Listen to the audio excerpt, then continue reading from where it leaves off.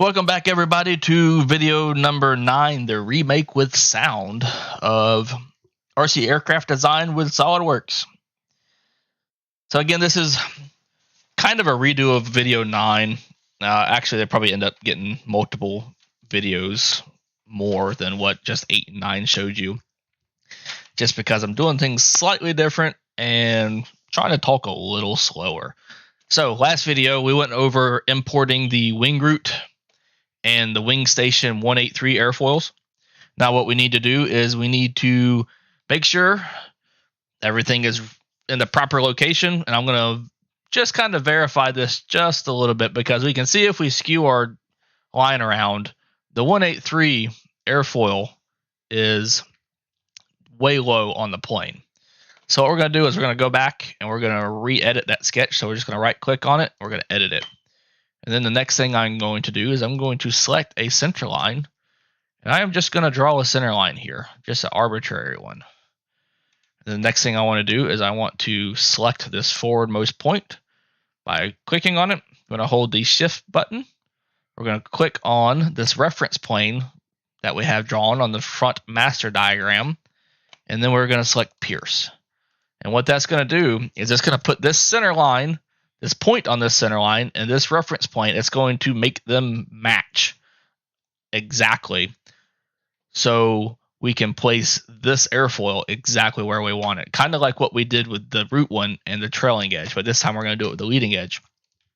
And with the last video, we know that from this point to this point, we have a dimension of 91.618 inches. So I'm going to go ahead and I'm going to dimension that from there to there, 91.618 inches. And boom, there we go. Now you can see how far below the actual location that this wing station 183 airfoil was. So now we can left click and hold and drag, select it, and now we can go back to tools, sketch tools, and we can move it once again. Again, we want to use from and to. We're going to zoom in. We want to do from this point on the leading edge is what we want this time. So we'll select the leading edge. We'll come and we will put the point of the leading edge on this line that then changes to orange, saying, hey, that point is now on this line. And we will move it back to the point right here, and we will click. And now that wing station 183 is exactly in the proper location. Now we can exit the sketch and we can save it again. Now we have a root airfoil with 4 degrees of incidence, and in this instance, a intermediate tip rib with 0 degrees of incidence, which is exactly what our document tells us. So now in order to make a wing loft, we need to, well, you could probably use it like this. It's a fairly straightforward wing, but I always like to put guide curves in. So for guide curves on something like this, I like to use a 3D sketch, because this one is in a different plane than this one. So if you wanted to try and do this without a 3D sketch, you would have to do it in really 2 different planes. You'd have to make a plane along the center line of the leading edge, and then another one along the center line of the trailing edge. By using 3D curves or a 3D sketch, you don't have to do that. So to do that, we'll do sketch. We'll come back up to sketch and we'll click the little arrow below it, and we'll select 3D sketch. And then for the leading edge and trailing edge center lines, we'll select just a regular old solid line. We'll zoom in here along the leading edge of the tip, and we will select to make sure that the center line point is what we select. And then we'll do the exact same thing here along the wing root. We'll do the same there. We're done with that line, so we can double click it. Come back down to the trailing edge. We're going to select the center line chord point, not the top or the bottom.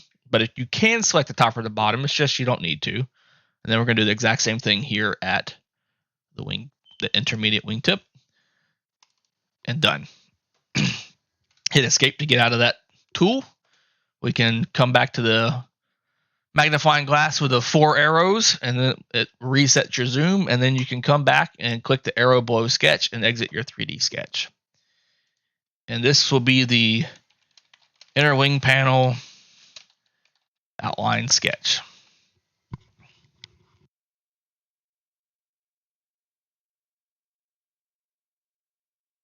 Next thing we want to do is we want to re-show our fuselage. So back up here in solid bodies, come back on our vertical stab and we will right click it and reselect the show option. And now what we have is a wing outline, more or less. So to do a loft, come to features, select loft. This is just like the fuselage. In this case, your profiles will be your airfoils. So we'll click on those, and now you see your wing preview drawn. And then your guide curves, again, the ones we just drew using the 3D sketch. You can see the wing profile is pretty dang good. But if you have a wing profile that has multiple airfoil changes, or it's got some really weird shapes to it, like an elliptical Spitfire wing or something like that, it can get pretty interesting on how it thinks it should be done. So guide curves, we'll select our trailing edge. So it gives you your options here. Select a group, select the open loop, select the closed loop. In this case, we just want just that line, so we're just going to select the group here. Select the green check mark. Same thing for the leading edge, green check mark. There's that inner wing curve. We've got merge tangent faces. We've got show the preview, and then the merge the results. In this case, the result we want to merge with is the fuselage. So we're going to undo auto select and only select the fuselage. Click the green check, and ta-da. Now we have the inner wing panel for our black bullet. So with that done, we can come down here to loft, do the inner wing panel loft, and we can save it. Now the next thing we want to do is we want to do the outer wing panel lofts. And then we're going to have a hole in the middle of our wing that we have to figure out how to do. And I'm still debating on how I want to do that. So with the outer wing panel loft, wing station 249 is the outside portion of the it's the tip wing rib before you get to the actual wingtip fairing. So we're only going to extrude the wing out to there because the wingtip is going to be really interesting to do on this one. So we're going to select wing station 198. Actually, I take that back. We're going to come back up here to curves through XYZ points. We're going to browse once again to our text files, and we're going to take 198 station. Going to put it there, make sure our trailing edge thickness is still there. Going to select OK. We can do this as station 198. Wing station 198 curve. And then I'm going to show you another way. We're going to do the exact same thing. Wing station 198, but this time we're going to select wing station 249. Still got that 1/16 of an inch curve. There we go.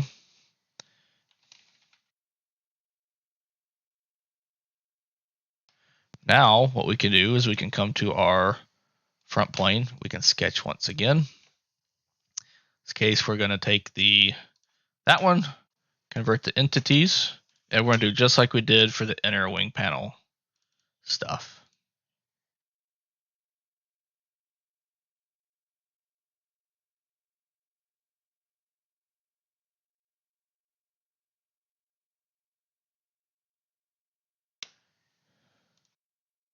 I'm kind of blowing through this really quickly. Don't need that line to be mirrored. I want that line to be mirrored there. There we go. If you need to remember how to do this, just go back and look at video number 8, and it shows how I did this. I might make another video here later that shows how exactly you go about making this curve with XYZ points. So now I have that one. That's the 198. I don't need to see that curve anymore. Now I'm going to do this one. Let's convert the entity. Do our trailing edge. That one. Come back and we'll trim the two. Right click it, make it the center line. Drag and select, mirror that. Ta-da. Now we have both of these airfoils on one sketch. So for this one, station 198-249 airfoil sketch ref.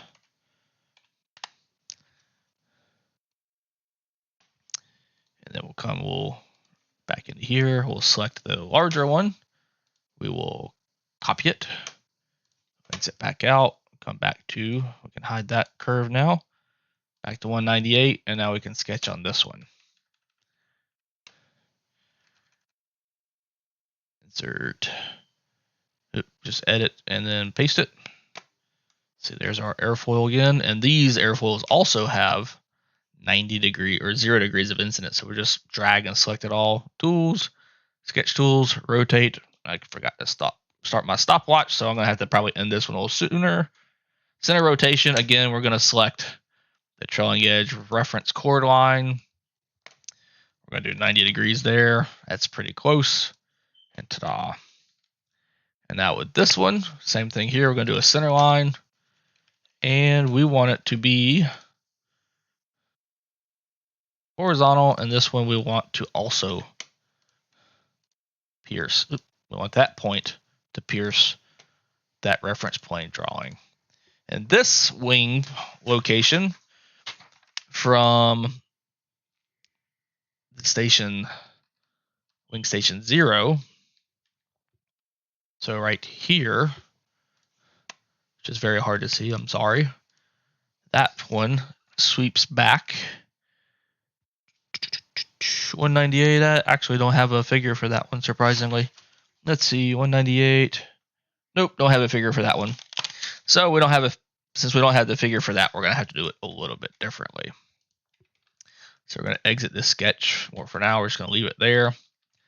And what we're going to do is this one here, we're going to need a plane along this one, along this reference plane here. So we're going to select our front plane, features, reference geometry plane. We're going to select that plane, and you can see it's automatically perpendicular. There we go. This is going to become our outer wing panel reference plane. I'm actually going to move this one up a few locations, and then I can hide it, but I'm also going to sketch on it. And this is where we will draw kind of a weird plan view of the wingtip.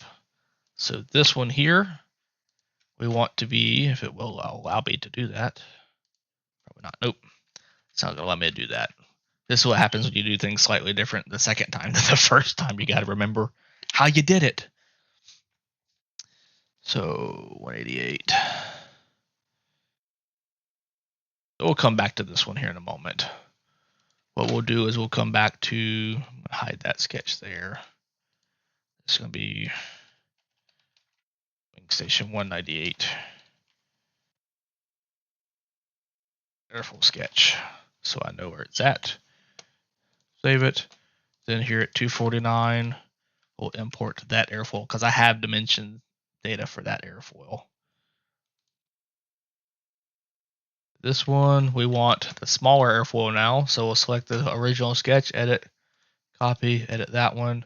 Then we'll come to wing station 249, sketch there. We'll edit it, paste it. There's our airfoil again.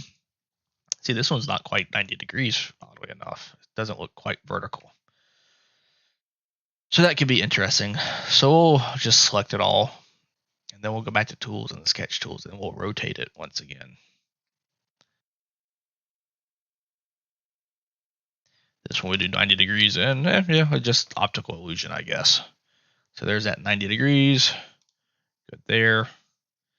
Now this one, since I do have data for, we can do a center line, just like we did for the other tip. And then we'll take this point, and we'll pierce this line for it. And I know from this point here at station 0 to this point here, the leading edge of station 249, if I can find it again. Of course, now it's going to be difficult and now I can't find it.